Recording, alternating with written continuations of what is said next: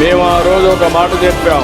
ఈ రోజు మా కలయిక మాకోసరం కాదు, ఈ రాష్ట్రాన్ని పునర్నిర్మాణం చేయాలి.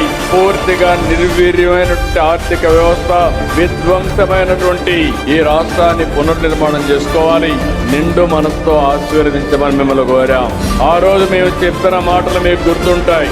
ఆ రోజు మేము చెప్పింది అభివృద్ధి చేస్తాం, సమీక్షము ఇస్తాం, సుపరిపాలనకు నాంది పలకతామని నేను, పవన్ కళ్యాణ్ గారు, నరేంద్ర మోడీ గారు మీకు మాట ఇచ్చాం. నా జీవితంలో ఎప్పుడూ చూడనటువంటి స్పందన. ఎవరిని అభ్యర్థిని పెడితే వాళ్ళు గెలిపించారు. 94% స్ట్రైక్ రేట్ అంటే 57% ఓట్లేసి గెలిపించిన ఘనత రాష్ట్ర ప్రజానీకానికి.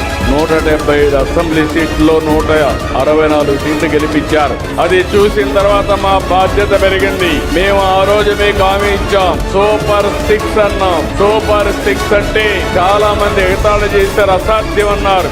ఈ రోజు చెప్తున్నా, సూపర్ 6 ని సూపర్ హిట్ చేసింది ఎన్డీఏ ప్రభుత్వాన్ని మరొకసారి విజ్ఞప్తి చేస్తున్నారు.